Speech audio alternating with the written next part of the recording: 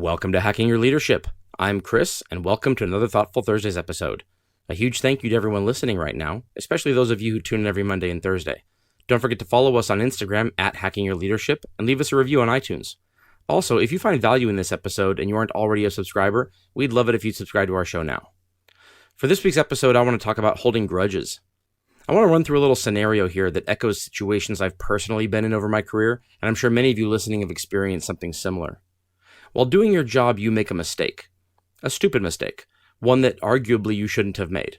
A mistake that wasn't rooted in a lack of training or experience, but rather immaturity or expediency or laziness. You're a good employee the majority of the time, but we all have off days, and these kinds of mistakes can happen to the best of us. And right when you're in the middle of making this mistake, as Murphy's Law would have it, your boss or someone in a position of authority sees it happen, or they find out about it shortly thereafter. Typically, what comes next is a conversation between you and your leader about the faux pas and what on earth you were thinking when you made this decision. Hopefully, the mistake isn't career stalling or even career ending, and you get to move on after an uncomfortable conversation. Or so you thought. Instead, what comes next is the proverbial cold shoulder from this leader for weeks or even months. Little interactions between yourself and them seem strained. Their level of patience with you has plummeted. It seems like they're almost searching for reasons to catch you doing something wrong or even trip you up. You feel like you've served your sentence in the form of that uncomfortable conversation. Maybe something was documented and that's never fun, but you're doing your best to leave the whole situation behind you and never make a similarly poor decision going forward. And yet at every turn, you're reminded of your mistake by a leader who wishes to punish you further. This isn't just disheartening, it's downright demoralizing. Have you killed your relationship with this leader? Have you lost their support? Will they attempt to influence others to see you negatively as well? Is your potential with the organization now in jeopardy? These are all very legitimate questions, and I'm not speculating. I'm speaking from the experience of feeling every single one of them myself. Now let's talk about how to fix these types of situations, whether you're the employee who is being treated this way, or you're the leader who's having a hard time letting go. If your leader is currently treating you this way, it's a fantastic opportunity to manage upward. On Hacking Your Leadership, we often discuss the importance of influencing people above you on the org chart, and how that's just as much a part of great leadership as it is to lead people reporting to you.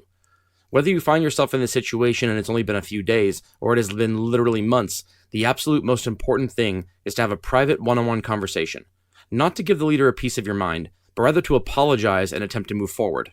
Apologize? Shouldn't they be apologizing to me? Yeah, of course they should, but they aren't. And you're the one who, at the moment, will benefit more from having a good relationship with this person, so you get to be the adult.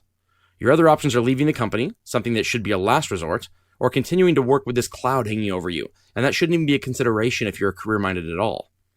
So you swallow your pride and you have a conversation. Okay, what should you say?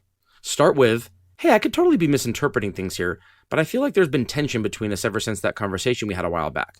I really like to know that I have your support here, and I want to make sure you know I won't be making any more dumb mistakes like that. Is there any more you'd like me to do so we can put this behind us?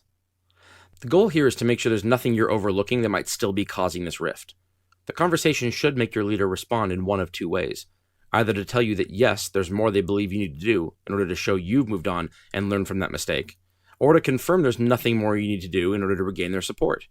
Either way, you've stopped this perpetual tension machine that might just be running on autopilot, and all it needed to derail was a clearing of the air. If the tension in the relationship seems to continue after the conversation, there's a good chance you're reporting to a person who really shouldn't be leading people, and that's a conversation for another episode. But the majority of the time, this conversation will start the healing process and allow both of you to move forward.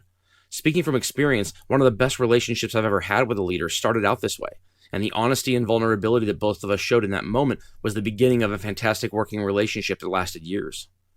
Now let's talk about what to do if you're in a leadership role and you're currently in a situation like this with one of your employees. When one of your people makes a mistake, it can't be ignored or will more likely happen again. And you as their leader have many different ways you can address the situation, but you absolutely only get one shot at it. So you better make sure the response is appropriate and measured and in line with the responses other employees have gotten while making similar mistakes.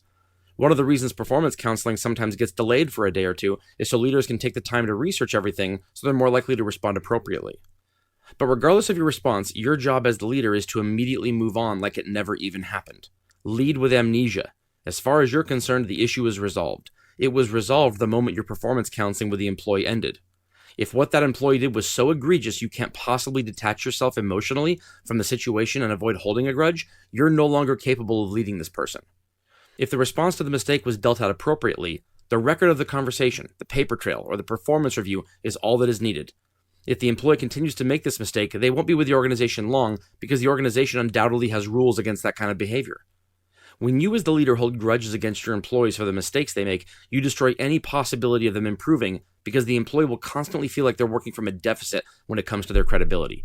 And that's incredibly draining. It sucks out the will to improve anything and focuses all the effort on simply remaining employed. The employee will disengage, and they're more likely to display further evidence of immaturity. On the other hand, an employee who's permitted to leave their mistakes behind them and focus on self-improvement will not only be more likely to do so, they'll also feel like they have you as an advocate. You become the person who treated them like the person they want to be instead of the person they're trying to leave behind. It allows the employee to look back on the incident as something that led to their growth and not something tied around their neck like an anchor. The moment you decide the mistake isn't grounds for termination, you've also made the decision to do everything you can to help that employee move forward with confidence. This is what leading is. This is the job you signed up for. You don't get to write off an employee unless you're drawing up their separation agreement. Thanks for listening, and we'll see you on Monday.